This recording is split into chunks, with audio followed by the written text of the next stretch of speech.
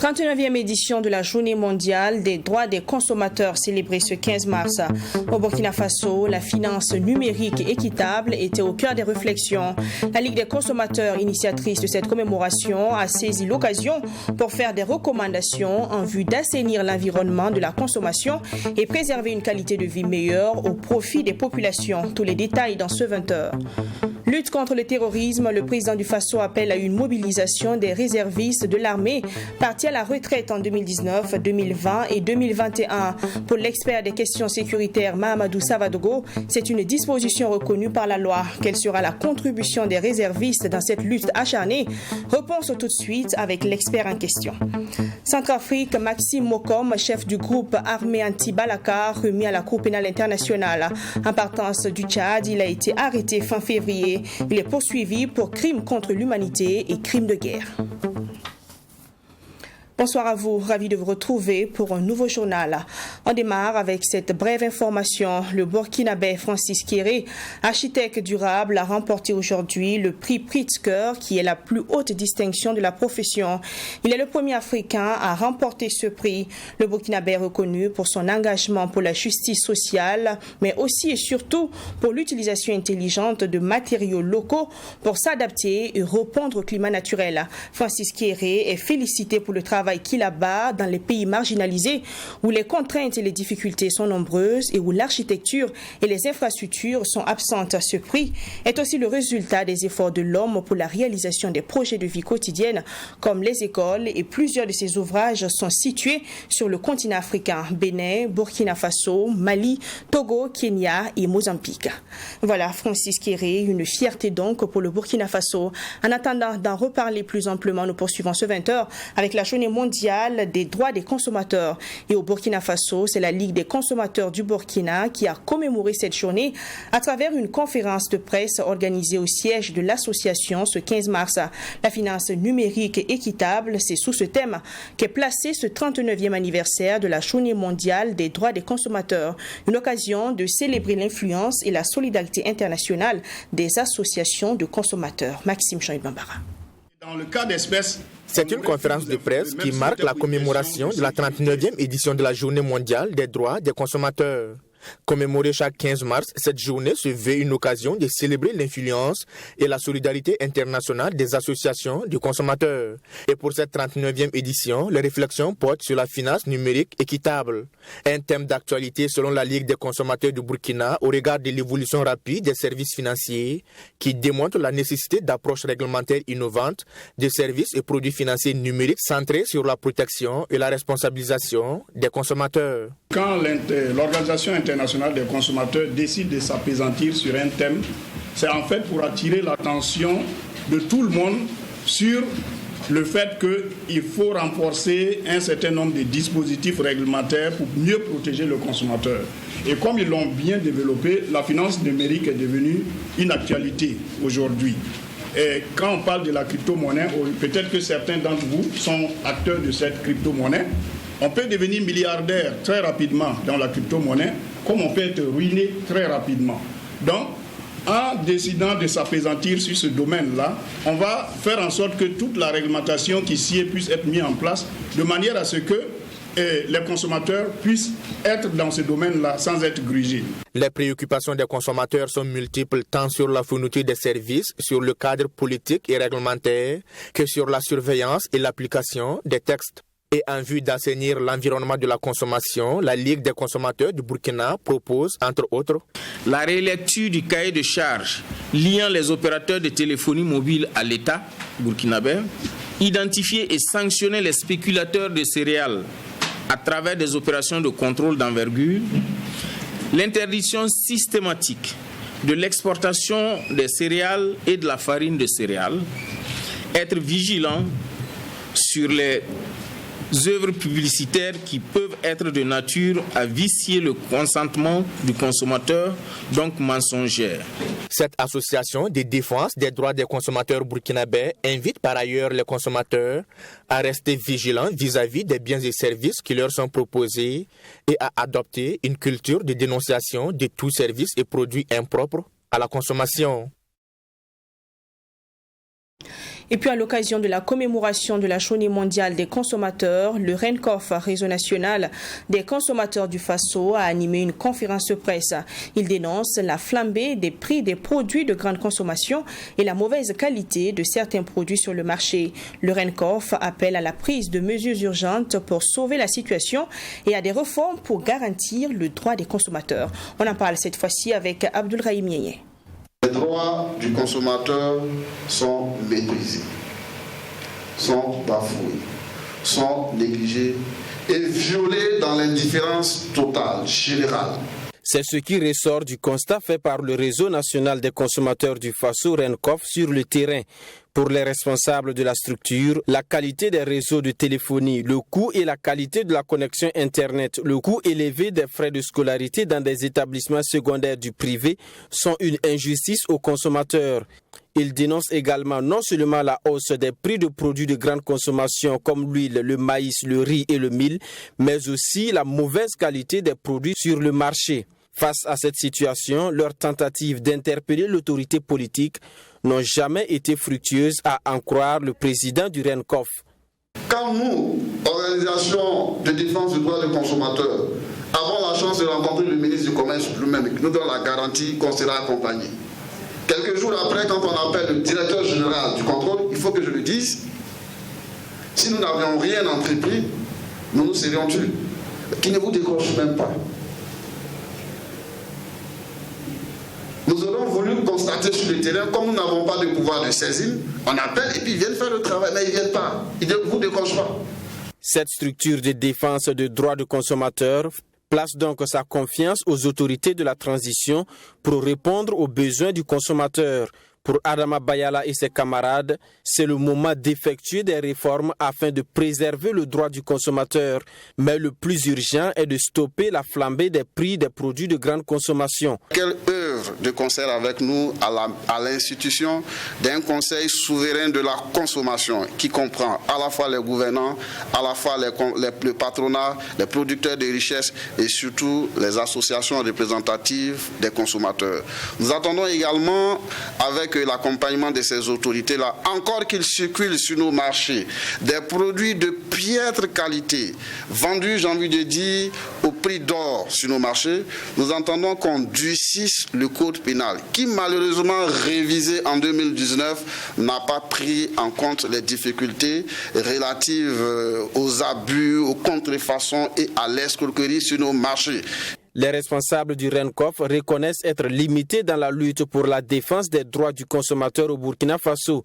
Ils disent travailler à donner un autre visage à la structure, non seulement pour gagner la confiance des populations, mais aussi pour le bien-être du consommateur.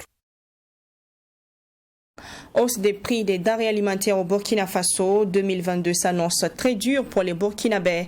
Le spectre de la famine frappe aux portes, en témoigne la hausse des prix des produits de première nécessité, comme le mil, le maïs et le sorgho sur le marché. Dans le prochain élément signé Mamidriana Kamabou, le secrétaire général du syndicat national des commerçants du Burkina Faso, Roch Donatien Nagalo, donne les raisons qui expliquent la flambée de ces prix des denrées alimentaires. Il apporte également des solutions pour pallier ces situations à court et à long terme. On écoute ces analyses. À cette même période de l'année et contrairement aux années antérieures, les prix des produits de première nécessité se sont multipliés par 2, 3, voire même par 5. Cette situation, selon le secrétaire général du syndicat national des commerçants du Burkina Faso, Sinakombe, s'explique par la réduction des superficies cultivables en raison d'insécurité et du manque d'eau dû à la mauvaise pluviométrie enregistrée. Et cette insécurité a occasionné beaucoup de déplacés internes, alors que ces déplacés internes aussi consomment. Et quand on évalue le taux de la production a considérablement baissé. Et comme des terres n'ont pas été mises en exploitation, dû au fait que ces personnes se sont déplacées, il va de soi que cela impacte négativement la production locale. Donc ceux qui devaient produire n'ont pas pu produire et deviennent systématiquement des consommateurs. Selon Roch Nagalo, le sac de maïs de 100 kg qui se vendait autour de 16 500 francs CFA coûte désormais plus de 20 000 francs CFA sur le marché. Le sac de 100 kg de petit mil, quant à lui, se vend aujourd'hui à plus de 30 000 francs CFA. Celui de Niébé à 50 000 francs CFA et le sac de 100 kg de sorgho blanc à plus de 25 000 francs CFA. Une flambée de prix décriée par les consommateurs qui pointent d'ailleurs du doigt les commerçants. Ces derniers sont accusés de stocker leurs produits dans les magasins pour faire de la spéculation. Un avis que ne partage le secrétaire général du Sinakombe. Nous ne pensons pas à cela parce que nous avons en notre milieu, au sein de nos commerçants, quand même des responsables et des gens qui sont conscients aussi qu'ils doivent apporter un plus pour aider leur pays. Donc le problème ne réside pas seulement au niveau des commerçants, mais il faut aussi tenir compte de la production nationale. Si la production nationale est faible, il faut sans dire que la demande va être élevée et les produits vont prendre vraiment un coup. Pour pallier cette situation d'insécurité alimentaire, il propose aux autorités des solutions à court, moyen et long terme. Il s'agit de l'aménagement des sols, le développement et la promotion de l'agrobusiness. Il faut également créer des opérateurs économiques à travers des coopératives. L'État doit également encourager les petits producteurs pour une production de masse. C'est que l'État s'investit pour voir dans quelle mesure autoriser les commerçants à importer des produits de bas de première nécessité de plusieurs pays pour faire entrer. Il ne faut pas voir la situation aujourd'hui parce que les choses vont aller de mal en pire. Ça ne va pas régresser parce qu'avec les crises qui se développent en Europe, il faut se dire que l'Europe n'aura plus le temps de s'occuper à financer des trucs en Afrique. Il faut que l'Afrique se prenne en charge. La flambée touche également les produits divers. Les prix de l'huile, le sucre, le savon et le riz ont aussi connu une hausse. Tout cela est dû, selon le secrétaire général du Sinakombe, à la fermeture des frontières liée à la pandémie du Covid-19.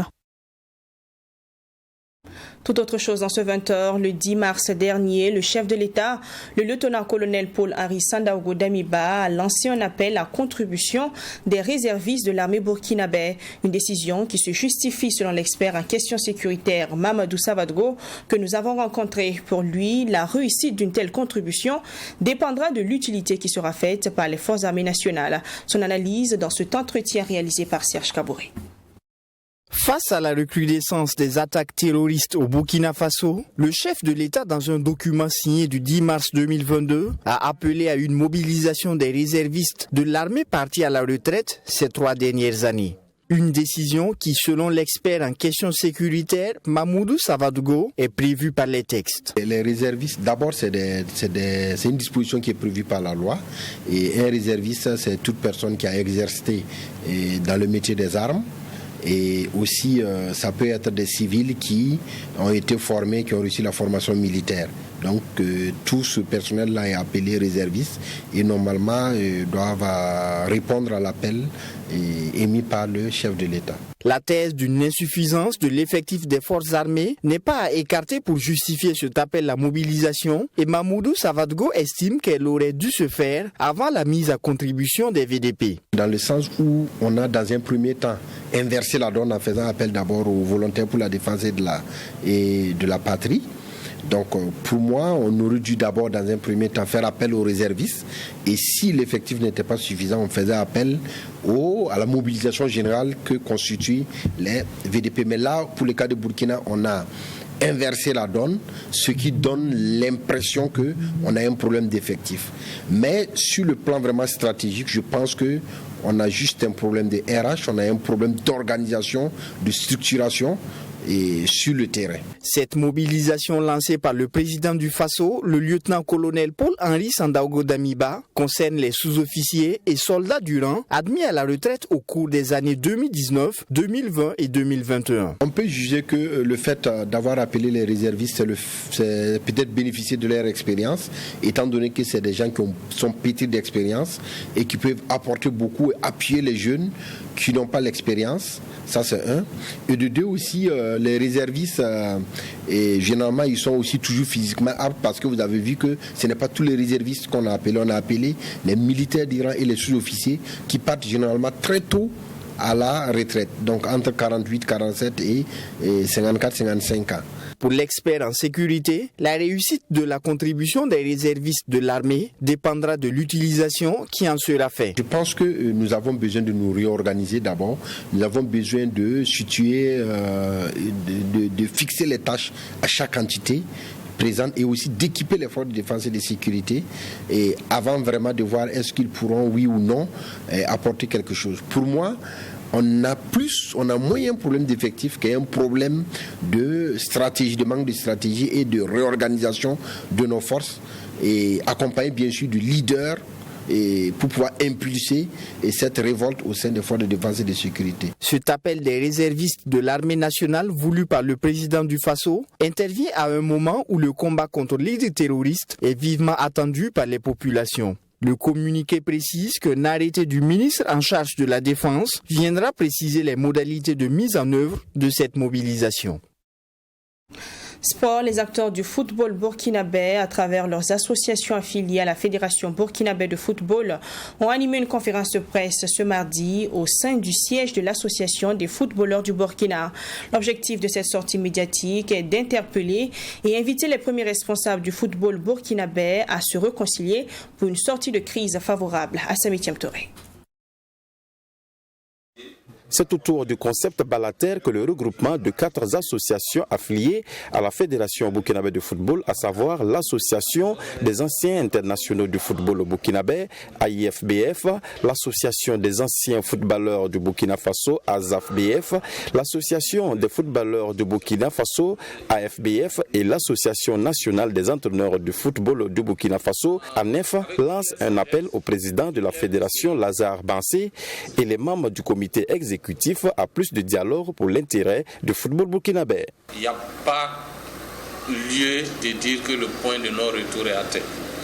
Il faut que les uns et les autres privilégient l'intérêt supérieur du football et que les uns et les autres essayent de s'écouter, parce que nous pensons que c'est vraiment des incompréhensions qui peuvent être, à notre avis, en maintenant donc le dialogue et avec aussi l'intervention, comme on l'a souhaité, de personnes ressources.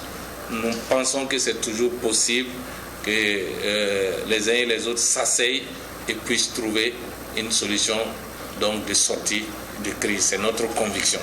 Se basant sur des faits similaires qui se sont produits dans des pays voisins où des fédérations ont été sanctionnées par la CAF et la FIFA, ces associations réunies craignent également le pire pour le Burkina Faso si rien n'est fait. Il y a de fortes raisons de croire que si nous ne mettons pas bas la terre, si nous ne résolvons pas donc cette crise assez rapidement, que pourquoi pas nous aussi on soit sanctionnés. Sans oublier que le football, pour sa bonne pratique, a besoin de quiétude au niveau donc de ses dirigeants. Et à chaque fois que le Burkina a fait de grandes performances, c'est que l'union sacrée était autour donc de son équipe nationale. Donc voilà, entre autres, nous craignons que donc cette crise ne joue même sur la qualité donc de notre football. Pour un retour à un climat apaisé, ces associations invitent tous les acteurs du football, les anciens ministres des Sports et les autorités coutumières et religieuses à intervenir entre les différentes parties. Nous avons entre autres proposé la médiation donc des personnes ressources qui, à notre avis, est une solution vraiment louable, et nous nous sommes engagés nous aussi donc à prendre notre bâton donc de pèlerin pour approcher les uns et les autres pour toujours donc discuter, échanger et aplanir donc les divergences. Donc voilà, entre autres, les différentes solutions. En rappel, la Fédération burkinabé de football traverse une crise depuis quelque temps suite à des décisions qui ont été prises et non approuvées par 10 membres qui ont d'ailleurs claqué la porte lors d'une réunion. Située à une quarantaine de kilomètres de la capitale malienne, l'Académie Les Étoiles du Mandé a choisi le village Badougou Nafadji comme sa base, dotée de 2 terrains synthétiques, dont un aux normes FIFA. C'est une académie qui allie sport et études, avec des logements et des salles de classe. Une académie mise en place par l'homme d'affaires malien Mahamadou Doucouré, basé à Jakarta, et agent FIFA depuis 1999, et Alpha Silla, agroéleveur. L'académie est installée dans la zone du Mandé, en plein cœur de l'ancien empire du Mali. La correspondance de Bourema Soulou. L'Académie Les Étoiles du Mandé est une initiative de l'homme d'affaires Mamadou Doucouré et l'agroéleveur Alpha Silla. Ils ont décidé de mettre en place cette structure sportive et éducative en faveur de la jeunesse des Mandé qui était dans le besoin. Une académie qui fait aujourd'hui le bonheur du village de Badougou Nafadji. Nous n'avions pas d'infrastructure sportive à Mandé, mais avec la construction de ce terrain, nos jeunes peuvent désormais pratiquer le sport. Tout le monde dans ce village veut que son enfant joue au football pour qu'il devienne un jour un grand joueur. Pourquoi pas aller jouer en Europe?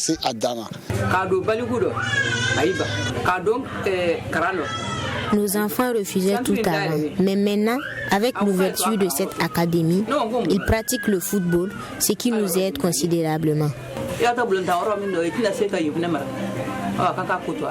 En faisant appel à des expérimentés pour l'essor du sport dans la zone de Mandé, les initiateurs ont vu grand, ce qui les a poussés à développer de bonnes relations avec les villageois en leur donnant principalement du travail. Ouais, l'avantage que le centre apporte au village est que les villageois, il y a des villageois même qui travaillent déjà dans l'académie, il y a des joueurs qui sont là dans l'académie, on a même des bénévoles qui travaillent dans l'académie depuis la création jusqu'à maintenant.